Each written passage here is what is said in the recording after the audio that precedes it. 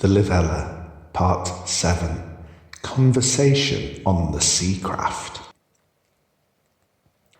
A newborn baby forest brother, born of a union between dryad and human, is in danger of being abducted by the Hierophant Mali and by her father, Roosevere the Underlord, so that they can access his potent fairy blood.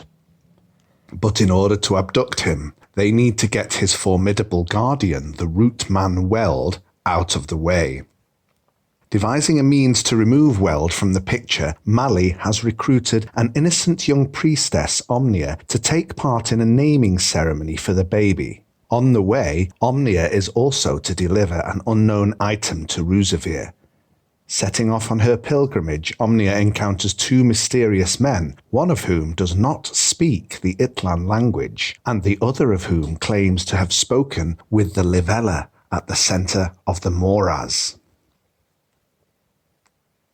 Priestess Omnia stood at the head of the graceful, manta-shaped Seacraft as it skimmed over the shallow waters of the Casotlan Bay along the gleaming, glossy runway of the setting sun, leaving the graceful spires and sparkling tree-lined avenues of the capital city behind.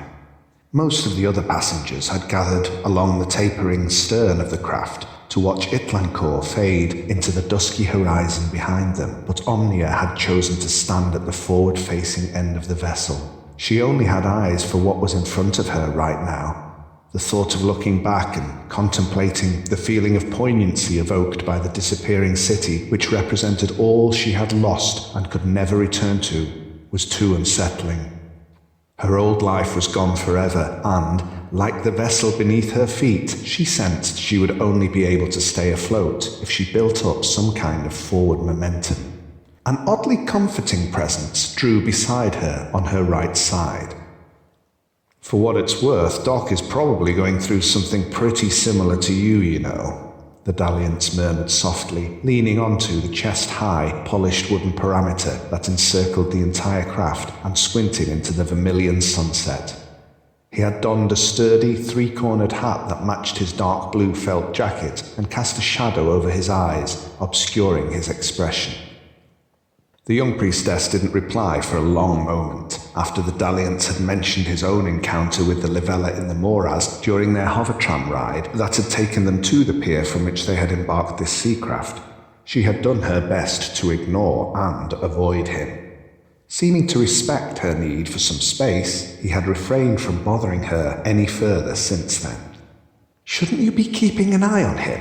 she replied finally, brushing some wisps of hair from her eyes that had escaped her tight braids in the sea breeze. She had plenty more prominent questions to ask him, but didn't really know where to start. The Dalliance shrugged. "Our mutual winged little friend suggested I do so," he said pointedly. "You might be interested to hear that she told me Doc was from a far distant time." Omnia's ears pricked up at that. She turned to regard the boyishly handsome stranger beside her, but instead of returning her gaze, he kept on staring into the setting sun. "I see," she said quietly. "And what did she tell you about me? You said back there that you knew who I am and where I'm going, and that might well be more than I know myself right now," she added silently to herself. The Dalliance's lips turned upwards in a slight smile, and he nodded slowly. "I was also advised not to tell you what I know until we were better acquainted, Penguin. The Livella assured me that you'd have every reason to be mistrustful. But the cat's out of the bag now. Doc's big mouth made sure of that, bless him." Then he chuckled and cursed lightly. "You'd think a guy who can't speak a word of Atlantic might be able to keep a secret, wouldn't you?" "Who are you?" Omnia demanded. "Someone you can trust who happens to be heading in the same direction as you, Penguin." "Since you claim to know who I am, there's really no need to call me that, is there?" "No," the Dalliance agreed. His lips twitched. "But I'm going to carry on doing so all the same." He looked over at her and grinned cheekily. "Given names have always bored me. I prefer nicknames. I have a history of giving my friends nicknames, you know." He leaned towards her as if he were about to confide, an intimate secret. "The Dalliance isn't actually my real name either," he whispered hoarsely, treating her to an exaggerated wink. "Really? I never would have guessed," Omnia retorted sarcastically. "Anyway, I happen not to share your disdain for given names. We clerical types happen to consider them of great import. They're the reason why I'm on this trip. But you'd know that, wouldn't you, if you're telling me the truth about your little Livella encounter in the Moraz?" "I would indeed. You're off to name a baby forest brother at a tiny depository on the Isle of Dis, and I," the Dalliance added, "just so happen to have been charged with escorting that same baby's older brother to the seerage at Hoselect. Now isn't that something?" He finally turned and looked at her intently in the fading daylight, now the sun had disappeared below the horizon. Omnia's breath caught in her throat as the young man's words sank in. Not knowing quite what to say, she simply stared at him, wide-eyed. Once she got her breath back, her former skepticism reasserted itself, and her eyes narrowed suspiciously once again. "And why would you have been charged with such a thing? You don't look old enough to be one of the Magi, and you surely don't look wise enough." She folded her arms under her breasts and smirked at him boldly. The Dalliance inclined his head slightly mockingly, and folded his own arms to mirror her stance. "I'm in disguise," he replied softly. "I'm actually a fat old wizard in a cape full of moth holes. That's also why I have this ridiculous name, Sea Penguin. It's pure compensation for my profound lack of charisma." That makes sense." The priestess turned away and leaned back onto the lip of the Seacraft. Beyond the force imprint of the craft, flattening the seawater beneath into a slightly convex dent which extended for some yards beyond its hull on all sides. The waves had started to grow more choppy as the winds picked up. "You said that this dock fellow was from another time," Omnia continued more seriously. "Am I to assume, mage boy, that you know this about me too?" "The Livella told me that our paths were aligned and that you had been displaced many generations in time by the Moraz, but she didn't exactly say how many," the Dalliance answered. "Well, if you are indeed a fat old wizard in disguise, mage boy, we shall at least have something in common.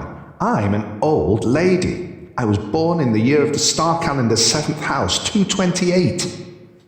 The Dalliance swore. "If you are indeed a mage," Omnia added a little grimly, "you'll have no difficulty parsing the sums." "Parsing the sums," the Dalliance repeated to himself quietly. "Oh, that's just lovely. Let's see then.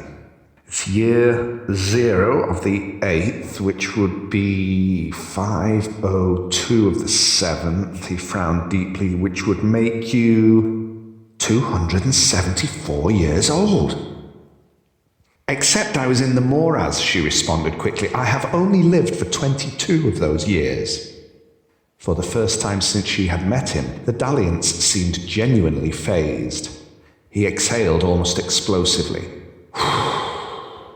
For a long while he simply leaned against the wooden lip, watching the increasingly choppy waves dissipate as they hit the invisible force imprint of the Seacraft.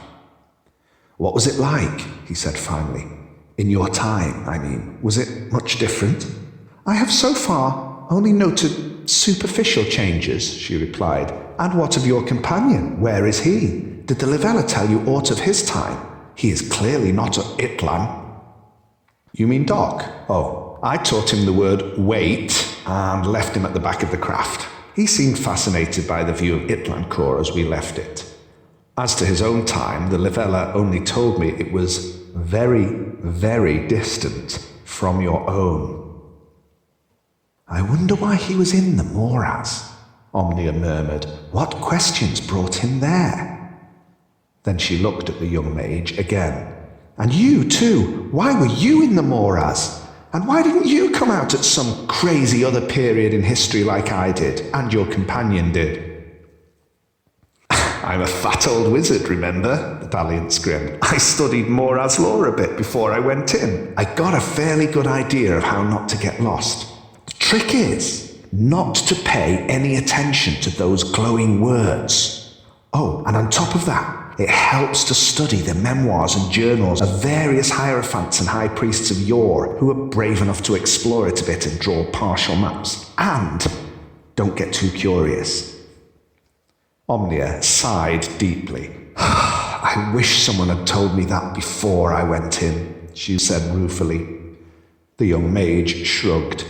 I get the impression there's always a bit of risk involved. The Moraz is liable to pair you up with someone who has the answers to questions you seek, which would be a lot less problematic if the whole place didn't apparently exist outside of time itself. Meaning that you could, in theory, encounter absolutely anyone in its entire history who has ever walked into it, if they happen to have the answer you're seeking. And then, if you both exit the Moraz together, who knows whose time the Moraz lets you out in?